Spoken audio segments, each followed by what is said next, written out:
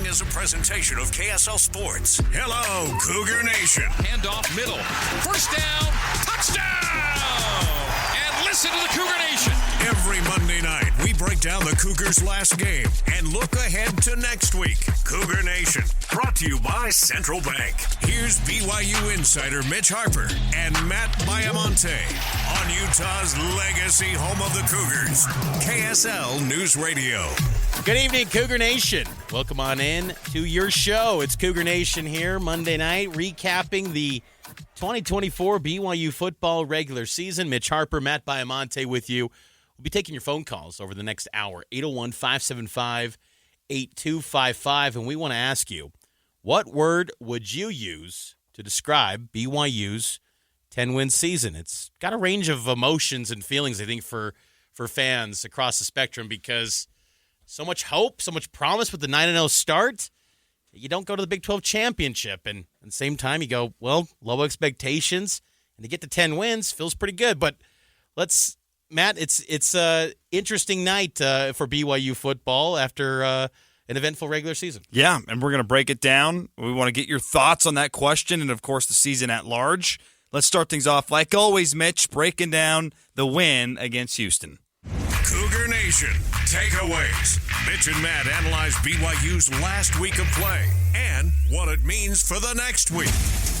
BYU got to 10 wins, only the 19th time in program history they did it by beating Houston 30-18. Got a little dicey there early in the fourth quarter, and then Houston had some devastating turnovers. BYU capitalized and closed the door on Houston to get their 10th win. My first takeaway, Mitch, is that the defense displayed yet again why BYU was a 10-win team. Offense was hit or miss from week to week, but defensively, I felt like all season long you could count on them to force turnovers. There were 4 Houston turnovers in that game, only 6 points off those turnovers, but still 4 turnovers forced. They did a good job of shutting down the run yet again. Houston had 37 carries for 94 yards, and in a cold weather game, stopping that run is a big deal. So hats off to the defense. I thought they made tremendous progress this year. We talked about it before the year began. You didn't know what side of the ball it was, but one side of the football needed to be top 4 in the conference in order for you to be a top 4 team. And the defense consistently this season displayed an ability to be one of the better defenses in the Big 12, and I think that's why they beat Houston, why they got to 10 wins. BYU's got a good defense and one of the better ones, I think, out west, and nationally it's a top 25 defense. Still didn't have as many sacks this year as you would have liked. 15 sacks for the season, and it's crazy. You look at teams like SMU, I believe SMU, who BYU beat, the past 2 weeks, SMU had 16 sacks. A crazy number for SMU the past 2 weeks. And to think BYU went 12 games with only 15 sacks, a little bit underwhelming, but still this defense at large, very good this year. And that showed itself with Houston. Maybe a part of it, too, is that Houston's just so bad offensively. But, Houston gave their best effort with an interim OC. They threw some new wrinkles in and gave BYU everything they had. For me, a takeaway was it just felt a little disappointing that the team, I felt, seemed disinterested in the second half after knowing that Iowa State beat Kansas State and BYU was eliminated from the Big 12 championship game. That just seemed to have a massive impact on the team, and they fell flat. And Kalani didn't question the effort from the team, but did acknowledge that there was some impact from that Iowa State outcome. I found out at halftime, and I think probably a lot of them did too, but you just got to keep playing. I didn't think that there was a lack of effort. There was just a lack of concentration. And the concentration did seem evident at stretches when it was 24-18.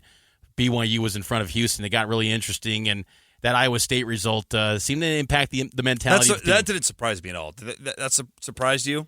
It did, because it just felt like you want to win that 10th game, and it just felt like they were ready to be done with the season. You're like, well, you still got a bowl game coming up. Like, you want to get a little bit of momentum going into that bowl game. You don't want to because, say a game's not big and then lose it, and then tell me then if it's not big. If you lost to Houston, this would be a little bit bigger game than you thought. if you had lost that game. So I just felt it was a little bit disappointing, that mentality from the team, and Kalani touched on that a little bit more. Maybe the mentality of our guys, it kind of went up and down a little bit. You can kind of probably see it in the second half. Wasn't exactly like I wanted them to finish the games and finish the drives, things like that. But we'll just keep working with it. I don't know the reason for a lot of it. I could probably guess around halftime, when they found out some of the news and things like that. But you're in a conference, so you got to get used to playing the game and finishing it off with the seniors and not getting down on things. So can't really worry about the result of games, and just got to worry about what you have and what you can control. I think it's human nature. In that situation, I felt that way in the box. I was disinterested in watching the second half, to be honest with you, because of what happened with Iowa State beating Kansas State and with Arizona State blowing the doors off Arizona. It was, and maybe the best way I can describe this is answering the question of the day, Mitch, which we're taking your calls, 801-575-8255. What word would you use to describe BYU's 10-win season? For me, I'm unsatisfied with the 10-win season. I think it was a great season. It was extremely impressive that they were able to outplay the expectations. But if we, it's very common in sports conversation to say, well, if they would have told you that you would have won 10 games, would you have taken it? Well, yeah, of course. But let me flip that on its head and ask you this. If they would have told you you were 9-0 and just had to win 2 more home games to be potentially in the college football playoff and to be in the Big 12 championship game, how would you feel if you didn't make it under those circumstances? And I think everyone unanimously would say disappointed. Because you can't just assume it's always an upward trajectory in college football, Mitch. We see this every year in the Big 12, where in Oklahoma State, that's kind of an outlier that they were in the championship game last year and then won 0 conference games. But it just because you had a great year doesn't mean the next year you're going to build upon it and be better in the Big 12. It is such a crazy league. It's like a washing machine. You're just constantly getting flipped around. You never know when you're going to end up and how you're going to end up. So being 9-0 and not getting to the conference championship, to me, leaves me unsatisfied. Though it was a great year. It just could have been a special season. It's not that. I think it's an outstanding year because I honestly think that BYU far exceeded their talent level. And when you kind of take a step back and look at it, and yes, it's disappointing that you don't go to the Big 12 championship game, but I think considering there were still some holes in some position groups on this team, they stayed relatively healthy, and that helped the cause. I think it's all things considered pretty outstanding for BYU. And, they were competitive in every game. They were not blown out in any game. And I thought that was something that was going to be a trait of this team coming into the year, was that they would be competitive in every game, and they delivered on that. You lost by 5 to Arizona State. You lost by 4 to Kansas.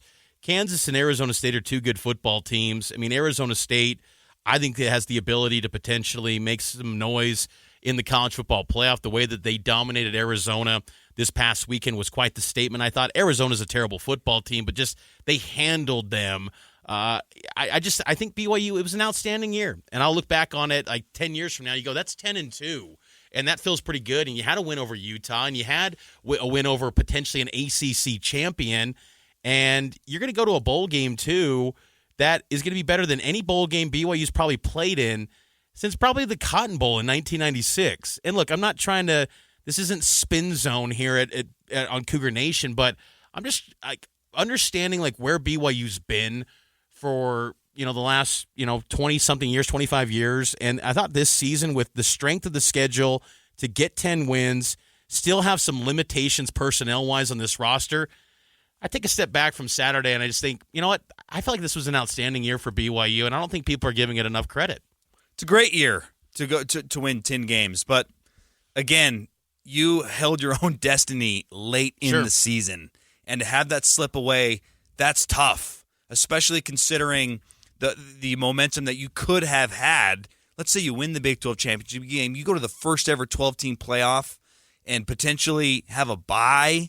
I don't know if that would have happened with one loss, but you still would have been in the field if you would win that championship game. I'm really leery, just by the nature of the Big 12, to just assume this is an upward trajectory. You don't know that. And you look at the defense, there is so much production being lost.